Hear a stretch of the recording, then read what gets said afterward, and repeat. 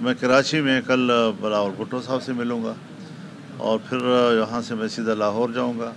मैं मियां नवाज शरीफ साहब से भी मिलूँगा वहाँ पे।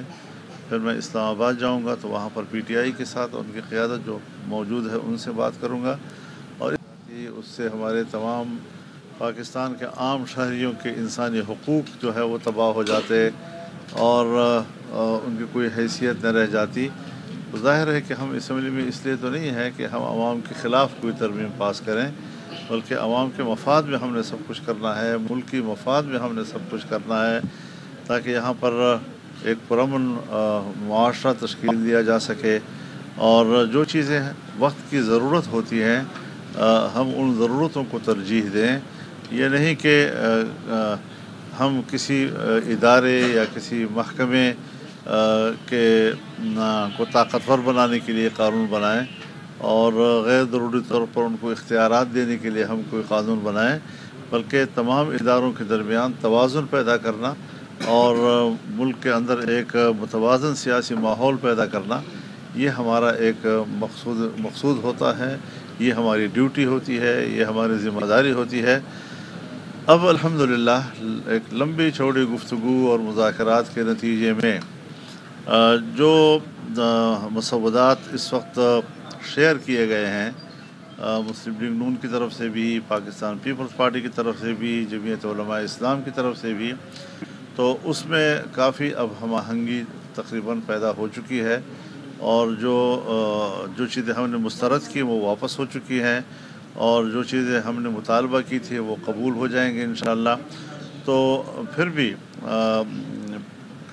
कल 15 है इंशाअल्लाह। मैं कराची में कल बिलावल भुट्टो साहब से मिलूँगा और फिर यहाँ से मैं सीधा लाहौर जाऊँगा। मैं मियां नवाज शरीफ साहब से भी मिलूँगा वहाँ पे। फिर मैं इस्लामाबाद जाऊँगा तो वहाँ पर पीटीआई के साथ उनकी क़यादत जो मौजूद है उनसे बात करूँगा और इस तरीके से एक इत्तिफ़ाक़ राय पैदा करने की एक कोशिश है, ताकि मुल्क में कोई एक आइन की तरमीम की वजह से कोई हंगामा आराई ना हो, कोई इख्तलाफात ना हो। और इससे पहले 18वीं तरमीम आपको याद होगा, 18वीं तरमीम में भी कोई हमें 9 महीने लग गए थे। जब 18वीं तरमीम में हमें 9 महीने लग गए थे तो अब 26वीं तरमीम में हमें 9 दिन तो दे देने चाहिए कि हम उसमें देख सकें, उसका नोक पलक ठीक कर सकें, उसमें कोई गलती है तो उसको निकाल सकें, कोई अच्छी बात है तो वो डाल सकें उसके अंदर। तो ये सारा एक बड़ा लंबा एक एक्सरसाइज है। इसके हमें माजी में भी काफ़ी तजर्बात हैं। बाज़ दफ़ा हमें कुछ चीज़ें तय करने के लिए, ख़ारजा पॉलिसी के उसूल तय करने के लिए 6-6 महीने तक हमें कमेटी रूम में बैठना पड़ा।